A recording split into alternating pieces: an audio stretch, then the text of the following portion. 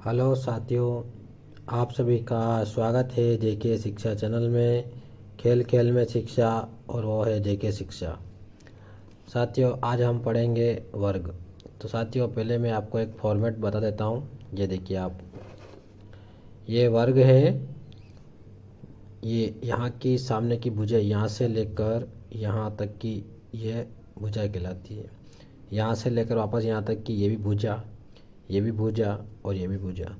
तो इस प्रकार आमने सामने की भुजाएं बराबर होती हैं। यहाँ कुल 4 भुजाएं, एक भुजा, 2 भुजा, 3 भुजा, 4 भुजा। ये इस वर्ग की चारों भुजाएं बराबर है, समान है।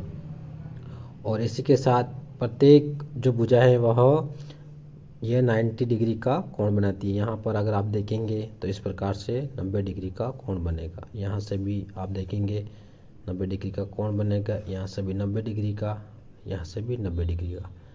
तो मैं आपको अब बताता हूँ परिभाषा के अनुसार। वर्ग ऐसा चतुर्भुज जिसकी चारों भुजाएं बराबर हो और चारों कोण 90 डिग्री के हो, वर्ग कहलाता है। अपन ने पढ़ा था, अभी मैंने बताया आपको कि ऐसा चतुर्भुज जिसकी चारों भुजाएं बराबर है। सारे चारों भुजाएं बराबर है।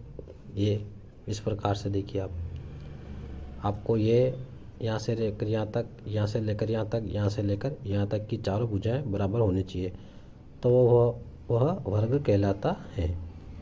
आइए अब हम उसको थ्योरेटिकल रूप से समझते हैं। देखिए, ऐसा चतुर्भुज जिसकी चारों भुजाएं बराबर हो और चारों कोण 90 डिग्री के हो, वर्ग कहलाता है। देखिए, अब यहाँ की जो भुजा है वह 3 सेंटीमीटर है, यहाँ की भी 3 सेंटीमीटर है, यहाँ की भी 3 सेंटीमीटर है, यहाँ की भी 3 सेंटीमीटर है।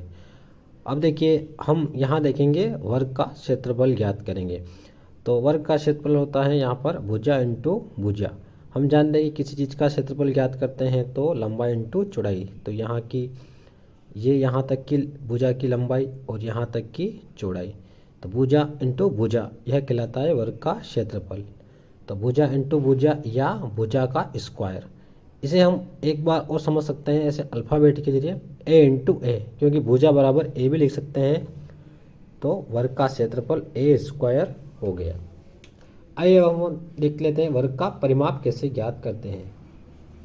अब हम देखते हैं कि चारों ओर की दूरी इसका परिमाप कहलाती है।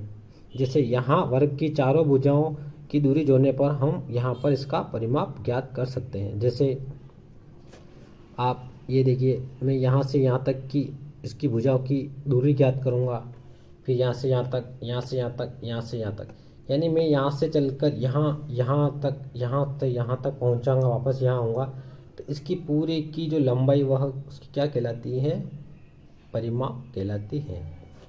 तो देखिए, यहाँ पर मैंने यही बात बोली है, यहाँ चारों भुजाओं की दूरी जोड़ने पर हम परिमाप ज्ञात कर सकते हैं। अब आप ये यहाँ देखिए कि यहाँ से यहाँ तक की 3 है, ये 3 है, ये से यहाँ तक 3 है, यहाँ से यहाँ तक 3 है, तो इसका परिमाप कितना होगा, 3 प्लस 3 प्लस 3 प्लस 3, यानी कि 4 12। तो यहाँ का परिमाप होगा 12 सेंटीमीटर। क्यों? क्योंकि ये यहाँ से यहाँ तक की सेमी में दी गई है। अगर ये मीटर में दी होती तो इसका परिमाप होता 12 मीटर। तो यहाँ पर इसका परिमाप होगा 12 सेंटीमीटर परिमाप। अब इसको सूत्र के द्वारा समझते हैं। वर्ग का परिमाप बराबर 4 इंटू भुजा, 4 इंटू 3 यानी कि 12 सेंटीमीटर। क्यों? क्योंकि ये चार भुजाएं इसकी, ठीक है। तो एक भुजा से अपन इसको मल्टीप्लाई कर लेते हैं तो इसका परिमाप आ जाएगा। तो साथियों, उम्मीद करता हूँ कि साथियों आपको अच्छा लगा होगा, कंटेंट हमारा समझ में आया होगा साथियों।